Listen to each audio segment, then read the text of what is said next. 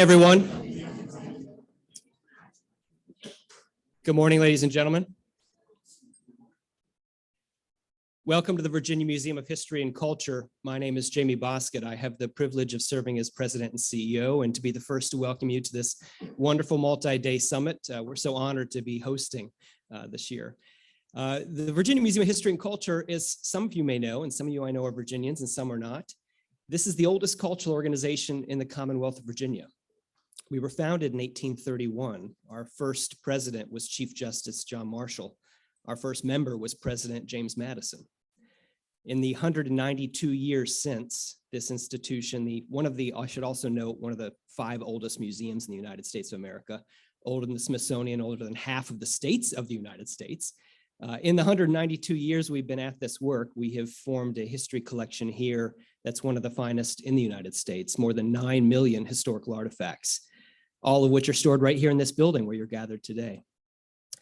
We're really proud of this history, of course. As a history organization, we should be, and we should lean into that history. But I'll be the first to tell you that the best work we've ever done is the work that we're doing right now. This institution has amassed these historical treasures and has worked diligently to preserve Virginia's history. But I think as we look back on the past, and you all well know, the past is sort of inherently reflective and representative, but our telling and reflecting on the past through history has not always met the mark. And this institution is included among those institutions that hasn't told a full and reflective history of the Commonwealth of Virginia in a way that brings people together around a shared story and inspires through hope and the opportunities of history. And so in our past few years, and perhaps if some of you are regional or local, you've seen some change taking place here. We renamed from the Virginia Historical Society to the VMHC, and we've just completed the most comprehensive renovation in our nearly 2-century history, changing every public space within this building, to all with that core aspiration of reflecting and welcoming all Virginians in a better way than we ever have before. We've come a long way. And we're really proud to share it with you as you're here over these next today and tomorrow. And I think you'll probably talk a lot about topics that overlap in this shared space that exists between public history and journalism and academia. And I hope that you'll be inspired by the sense and progress that's taken place here. And of course, there is time built in for you to explore yourselves. So again, I say welcome. We're really honored to have you all here, and I hope you have a wonderful summer. Thank you. I will turn it over now to my friend at Virginia Humanities, Executive Director Matthew Gibson. Thanks, Jamie. And again, thanks to the Virginia Museum of History and Culture and to Jamie for being our host over this next couple of days. We're really wonderful. It's wonderful to have them as a partner. So while this summit has been a year in the making, it actually goes a bit farther back than to the spring of 2021. When with the support of the Mellon Foundation and the Federation of State Humanities Councils, which is this big membership organization that collects all 56 councils from across the entire United States and helps them advocate to Congress for more money to the National Endowment for the Humanities. That's what it does in short. Virginia Humanities produced 2 virtual and vital conversations focused on the future of journalism, the fate of democracy, as part of that larger Mellon Foundation project called Democracy and the Informed Citizen. The first panel discussion looked at journalism's challenges at a national level. The second highlighted how several organizations across the nation were helping to meet those challenges.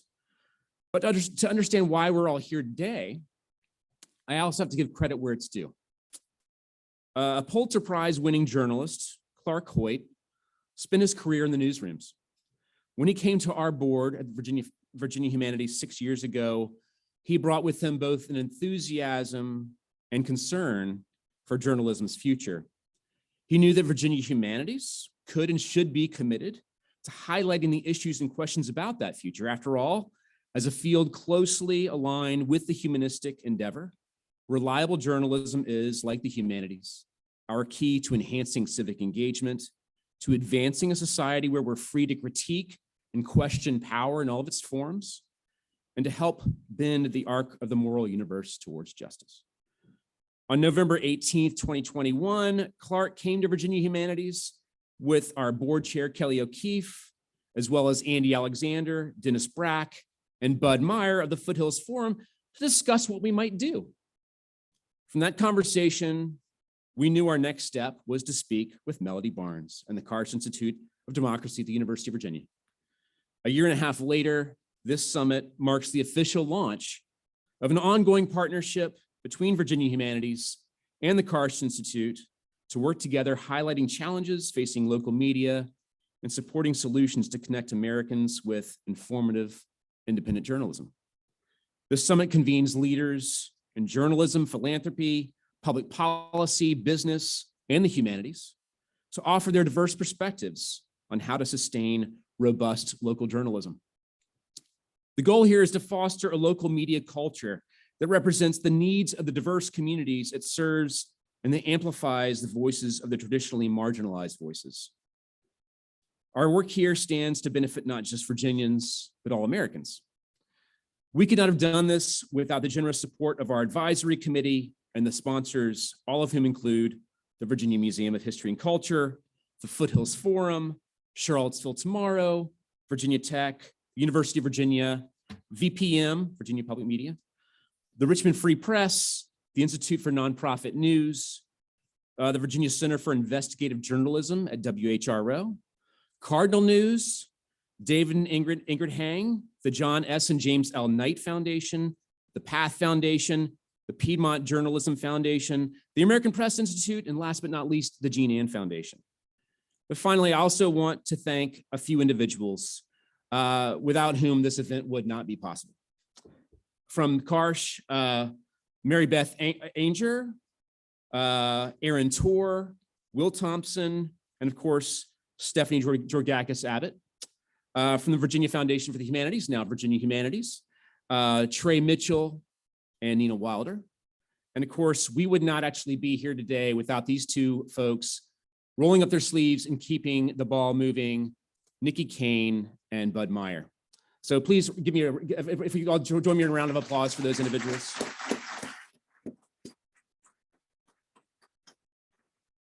So to kick things off this morning, Melody Barnes will be interviewing Giles Morris, asking him to provide his perspective on the landscape of the news ecosystem in Virginia and the vision and mission that led to Charlottesville Tomorrow and his work there. Giles Morris is an independent media consultant based in Charlottesville, Virginia. He's the former executive director of Charlottesville Tomorrow, a mission-driven media nonprofit that helps citizens in Charlottesville and Albemarle County understand local government and engage in creating better communities. Giles has spent the past 15 years in various roles in journalism and nonprofit management, including vice president for marketing and communication at James Madison's Montpelier and editor-in-chief of Seaville Weekly. Giles works to help socially conscious businesses and individuals tell their stories to create positive change. Our moderator this morning is Melody Barnes. Melody is executive director of the UVA Karsh Institute of Democracy and is the J. Wilson Newman Professor of Governance at the Miller Center for Public Affairs. She's also a distinguished fellow at the University of Virginia School of Law. She served as assistant to the president and director of the White House Domestic Policy Council in the Barack Obama administration. She was also executive vice president for policy at the Center for American Progress and chief counsel to the late Senator Edward M. Kennedy on the Senate Judiciary Committee. Ladies and gentlemen, please welcome Giles and Melody.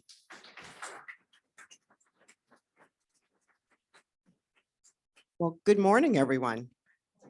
It's great to be here with you. And Matthew, thank you for that wonderful introduction, and Jamie for inviting us over to your house and having us here.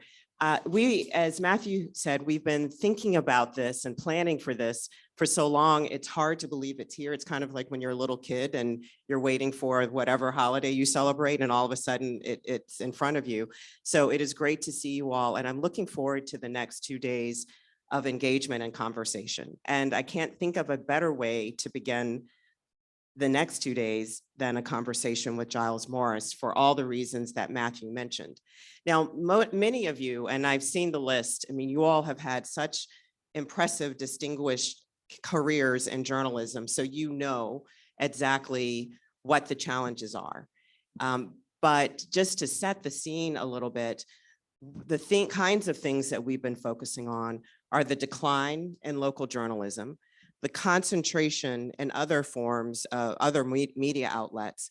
And though every place has a different reaction and response to that, what we know is that that really serves as a triple threat. We see the fact that it affects democracy broadly. It also affects journalists and journalism directly. And it has a significant impact on the way that we see and are able to engage and to understand one another in our communities and across the states in which we live and across the country. In Virginia, the story is one that I think many Virginians don't know. It's that sometimes you feel something in the ether, but you can't quite put your finger on it. And the fact that since 2005, we've lost over 45 newspapers and newsletters. And that affects the way that we all live our lives and all of the different things, that triple threat that I mentioned before. And every state in the union has a similar story to tell.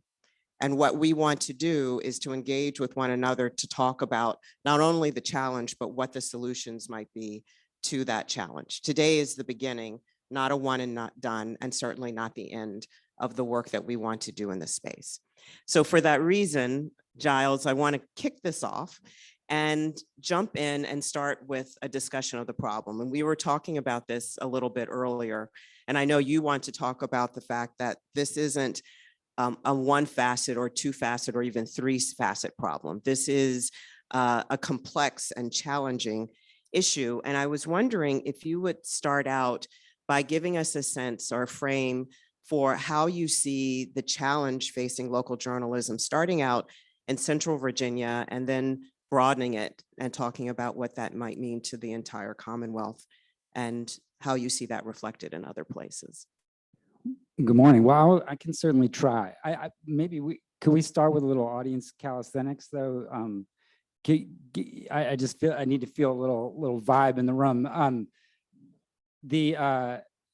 How many of you believe that local news is in trouble? Raise your hand. Okay. How many of you believe that American democracy is in trouble? Similar number. How many of you believe that the solutions to both of those problems are related to each other?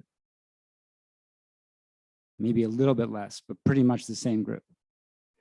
How many of you believe that solving for racial justice is the key to solving all of those problems? Less. And the reason I did that wasn't a fake question. There's a fork in the road in the conversation around local news. One is, are we replacing the system that fell apart? And the other is, are we creating something new? It's a very important fork in the road. And I think at the beginning of a conversation like this, a multi-day conversation with as much expertise, I'm not the best journalist in the room. I promise you, I'll say that right out front. So you all don't even have to worry about that from me, right? I'm somebody who came through all the bottom layers of local journalism and then ran my own organization. And so, you know, what I want to impress right out before we talk about the problem and the variables is just to say, it's very complicated, right? But you'll have to understand that there's philosophical commitments and forks in the road right up front when you move from the failing for-profit system to a new nonprofit mission-driven system. You heard our introduction today. We're supposed to move society forward in the nonprofit world, right? So now the problems quickly, let's say you have 50 people and every day you sent them out and they got all the information they could get and they brought it back. And then you organized it the best way you could and you made sure it got to every house in your community, right? And you trusted that the community would be well fed with that information and would take care of itself with that information. Now, what happens when you do that with 7 people? That's the problem. The move from 50 to 7. Yeah, because it's not all the news that's fit to print. You're making value commitments and judgments and perspective decisions. You are also fronting that you are still doing what you used to be doing. And then now you introduce digital distribution, the algorithms that are retargeting content to people.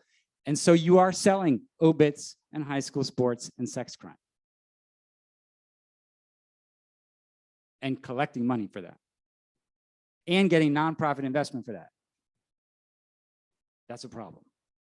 So that concentration that I talked about, so the decline, the concentration, and then as you're describing it, a problem with the focus on a for-profit model that is looking for ways to make money and therefore excluding other kinds of news and other perspectives. I think that's part of it. I think this is, again, just trying to introduce the layers of complexity. The business problem is fundamental, right? Which is that the money went away.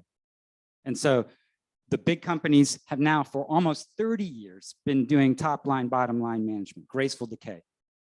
And now the decay is not graceful, it's ugly. So that is what it is. Well, is the nonprofit world trying to imitate impression-based advertising, reader revenue models in order to replace some piece of that? Is that the only game we're thinking about, right? So I think that in so many ways, the for-profit focus and the for-profit business conversation, because the funders are in both same people, they're prioritizing essentially a model that continues to fail. And that has, when you look at investment, you need seed money, you need gas money, and you need opportunity money. We don't get opportunity money. And year to year, we might not get gas money. So I think trying to be real with the scale also of what success looks like. I'm not going to stay grim all day, I promise you guys. I just want to start with the fact that we have to start with reality. And we've been having these conversations around Virginia for 5-6 years, right? I can look around the room, all the people we've been having them with. So I just don't want this conversation to stay at the kids' table anymore. I'm unencumbered, I'm retired as of March 31st, right? So it's not my problem. You look awfully young and I'm not asking to be for money. retired. I'm not asking for money. So, well, Giles, let me just ask you a quick question and maybe everyone else in the room understands this distinction. You talked about seed money, you talked about opportunity money, and just curious what the distinction is between the two. And going back to my original question, is the problem as you've been laying it out one that you see across the board? It's the problem that you see in your work in Central Virginia. It's a problem that you see across the Commonwealth. And as you engage with people around the country, are people telling that same story? Yeah, I think we're all telling, the people who are doing the work are telling the same version, some versions of the same stories, right? Like, so, raise your hand if you do daily news as your main job today. So that is the smallest group of hands I've gotten so far, right? So, when, are we having the same discussions? Yes. But does everyone, when we get in this room, operate from the same shared truth, shared context, right? Because we are in an industry that has failed. We are in a profession that is in crisis. Those are separate.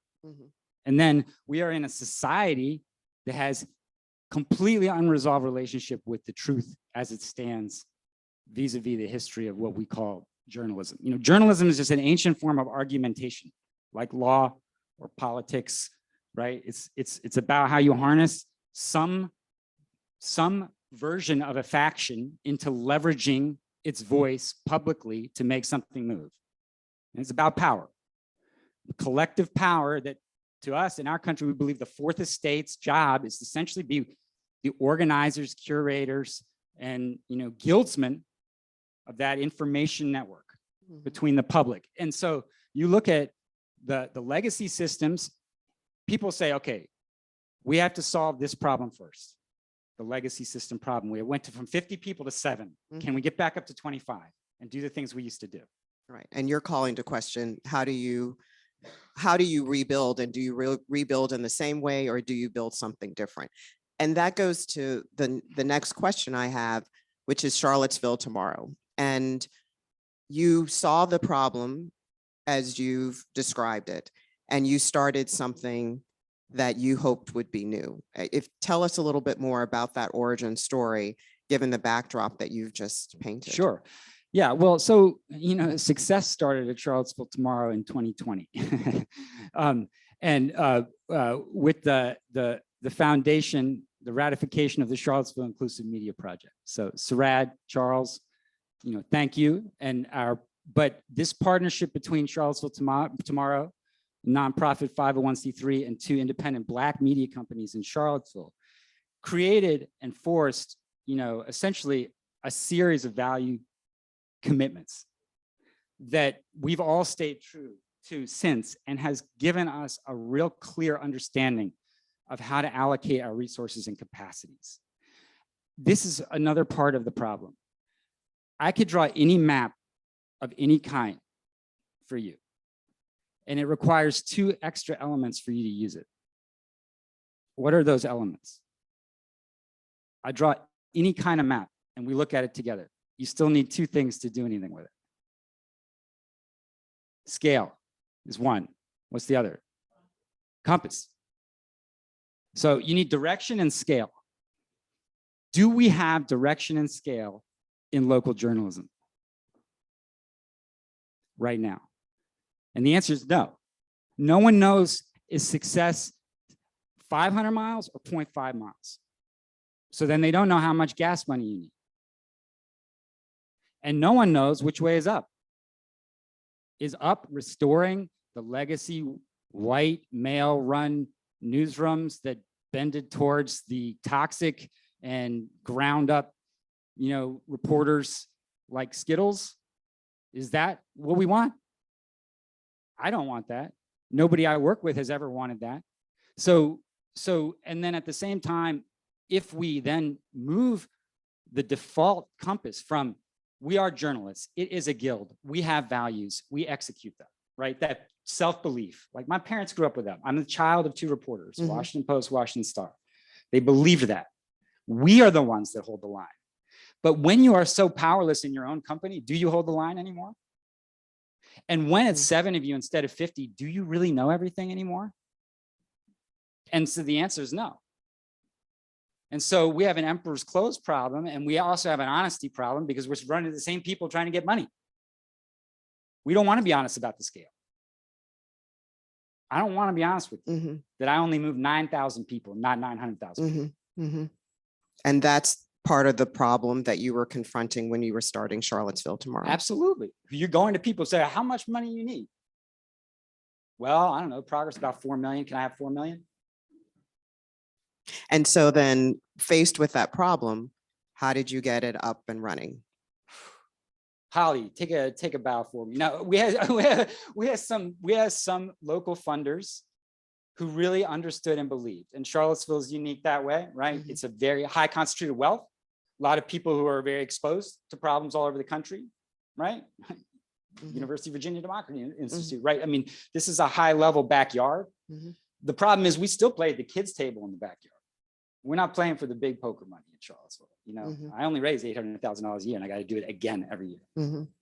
I don't anymore. Angela Shaw, take a bow.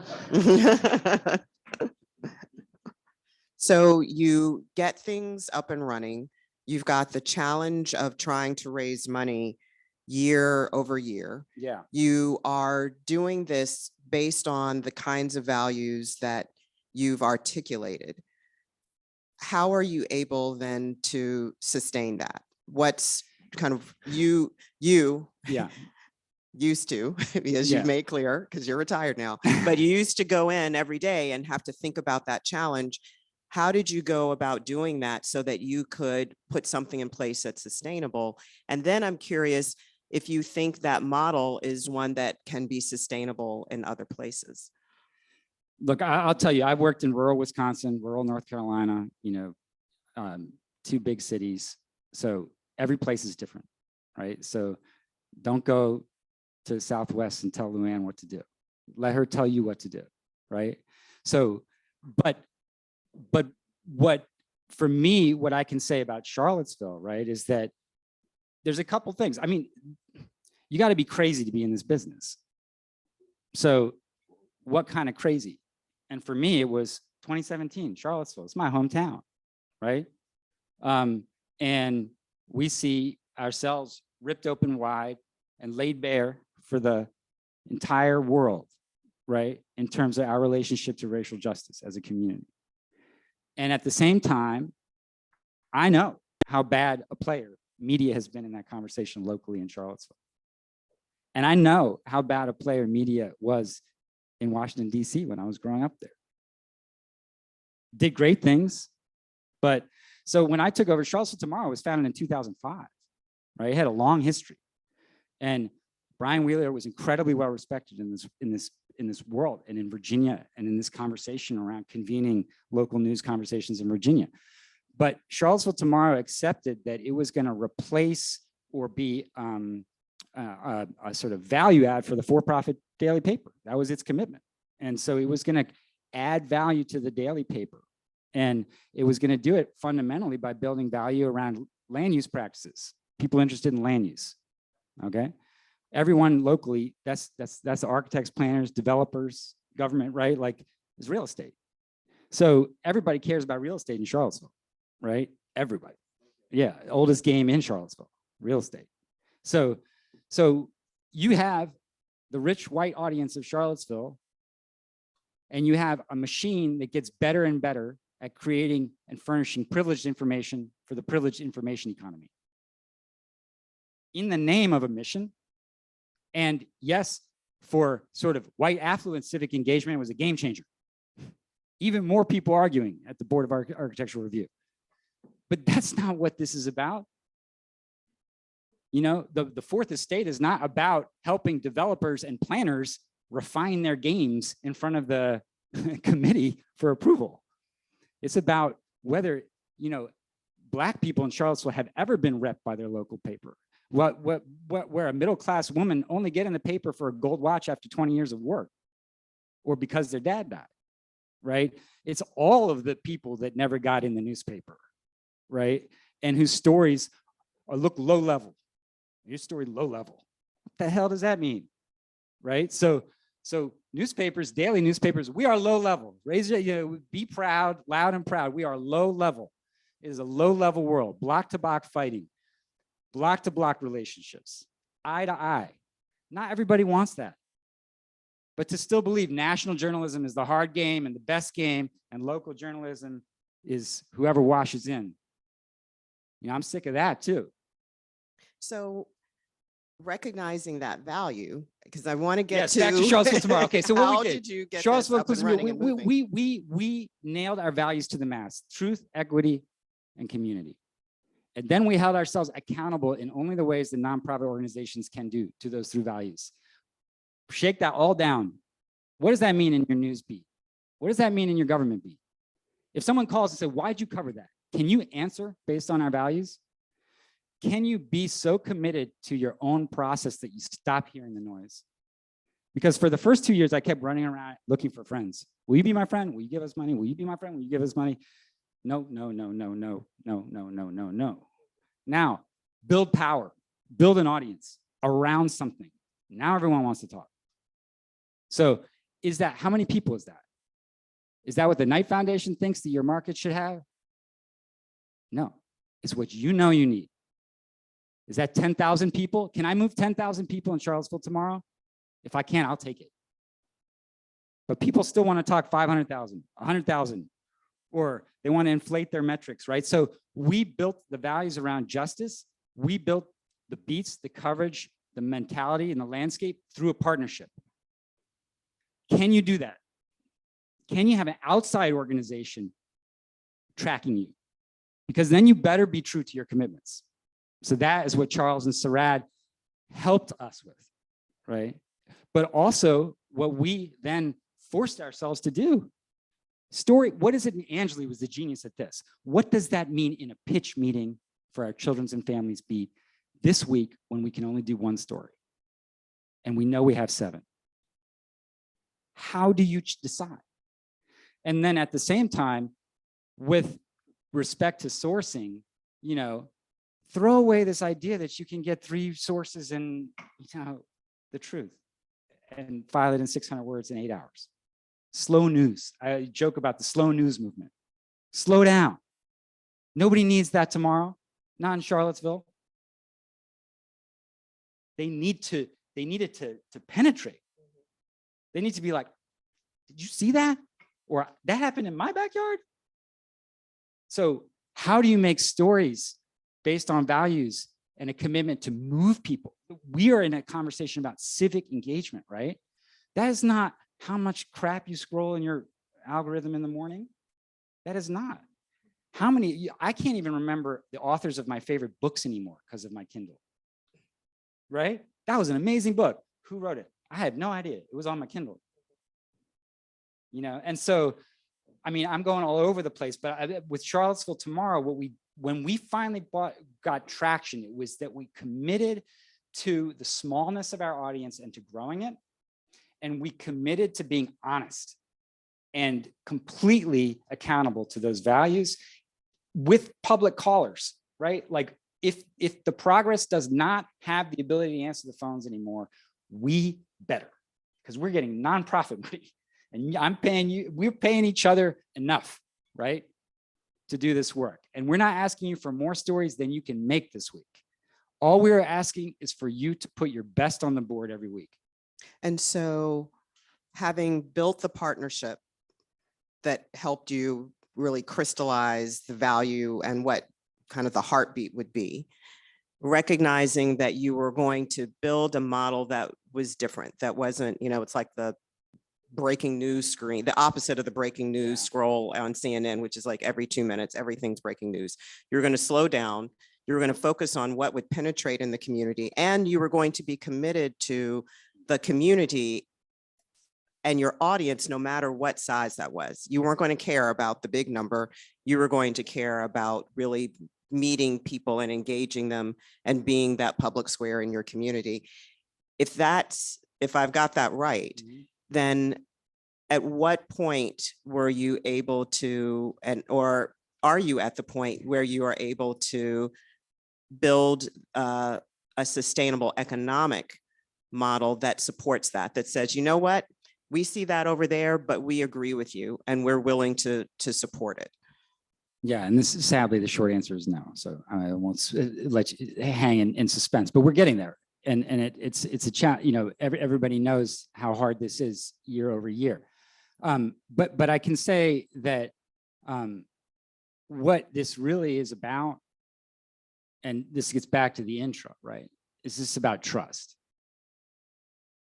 It's really about people's trust of information and the public trust, and whether we can create shared truth. And that journalism fundamentally at its core, I don't think anyone who got into it would argue with that. But how do we have huge global companies controlling the algorithms who measure trust with whole divisions in a transaction by transaction basis all day long. And we are over here lobbing in, you know, shots with our, you know, into the ether, hoping Google News will put us into feed today, right? UVA has 100 reporters.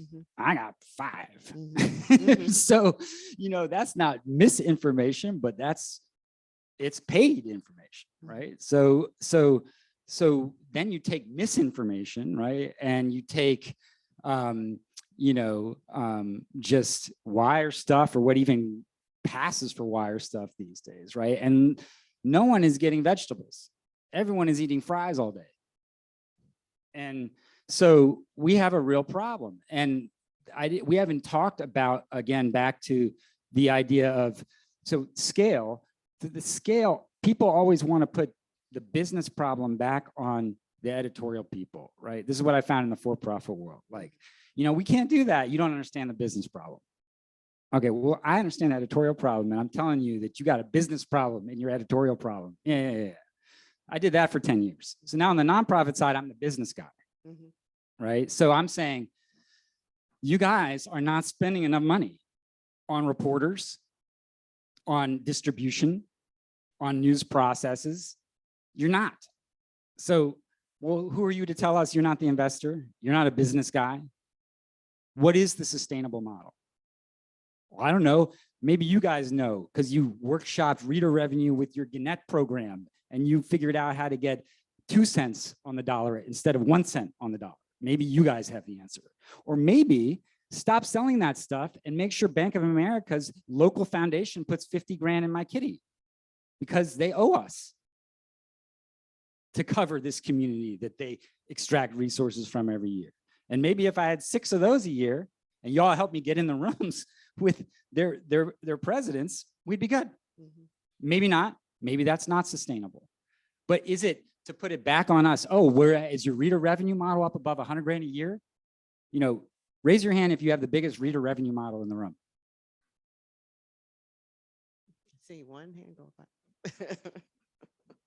So, you know, so this is where, you know, the conversation kind of folds back on itself, insider, outsider. But I want people to understand the inside details, that the business rotted from its core. That accentuated existing problems. And now we have very little left. Okay. So what are you making? What are you going to make as a community? And that has to start with trust.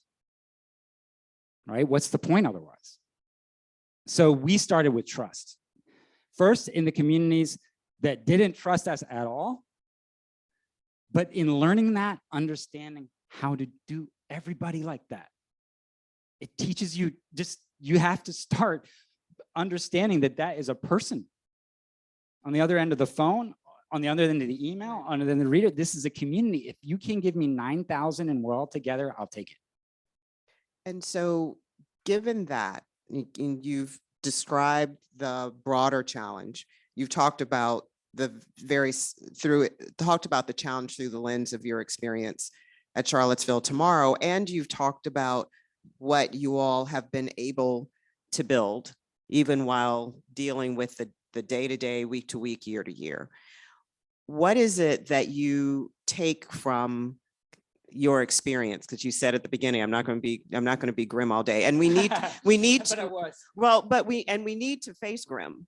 I mean, you can't solve a problem if you don't look it in the eye. But at the same time, what are the lessons that you take out of your experience that you say, here's something that I think we can hold on to. Here's something that I think can help shine some light on the path forward. There are so many positives in Charlottesville in particular. And I mean, I'm not going to speak to other people's truths because everybody has their own powerful stories. And there's been a lot of momentum. All the people who are named as sponsors are people who've had skin in the game in this conversation for many years and are doing the work in their communities and are listening and trying to make the business work. Okay. So, but for us, all 3 of the partners of the Charlottesville Inclusive Media Project have grown in influence and grown in significant ways and grown together. And that is a small miracle, okay? And but it's also a huge success story, and it's an incredibly powerful building block in Charlottesville. So people might be asleep on that currently, but they won't be for long. And I think that is something I'm so proud of. So when I see, and then also, I mean, I passed the baton to Anjali Shah. I mean, Anjali Shah was a level of journalist that didn't play in these games when I was first in these games. And so we're attracting new talent back into this space.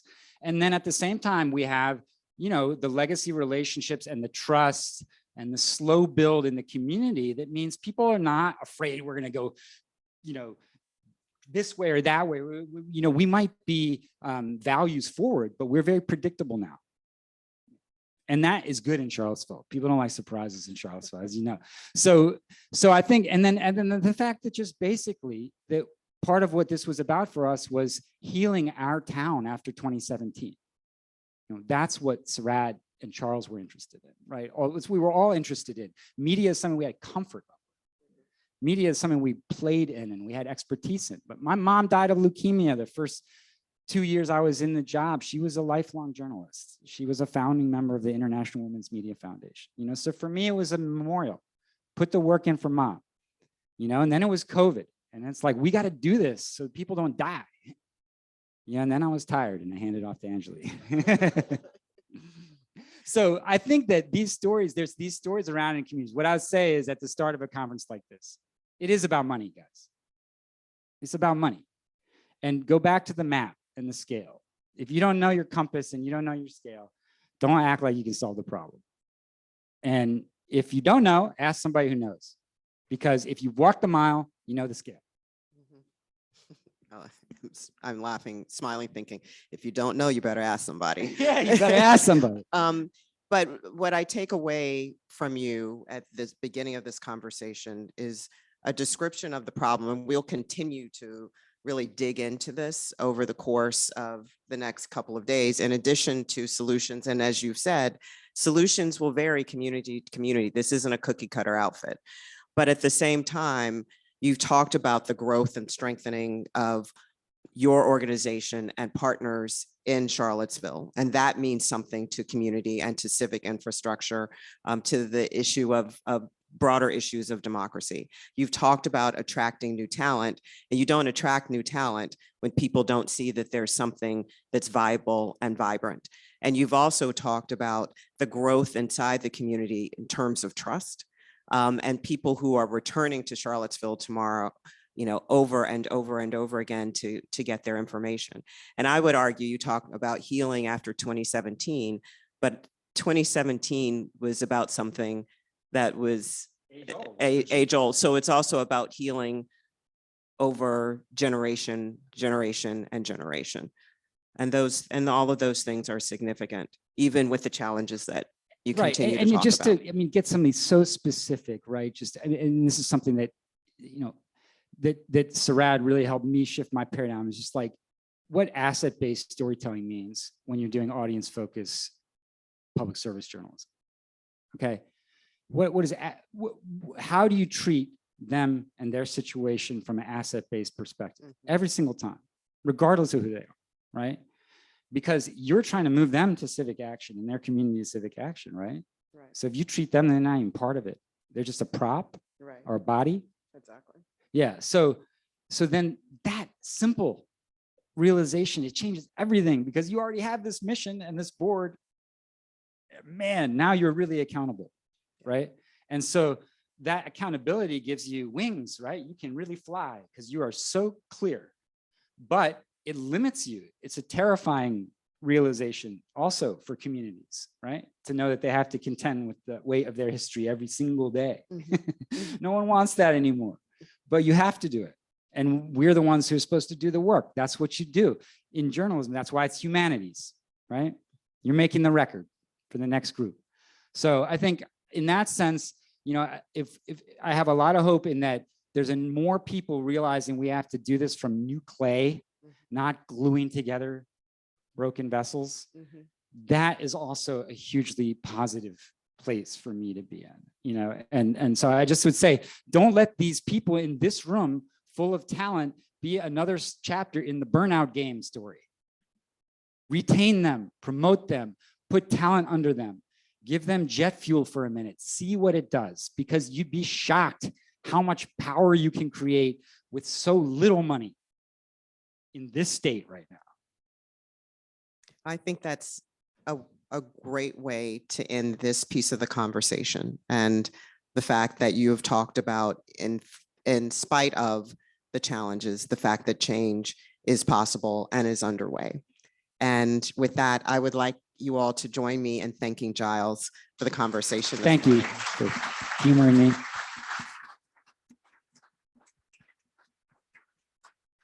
Thank you, Melody. Well, thank you. And we will take a brief break and begin a 10-minute break, and then we will have our next session. Thanks, everyone.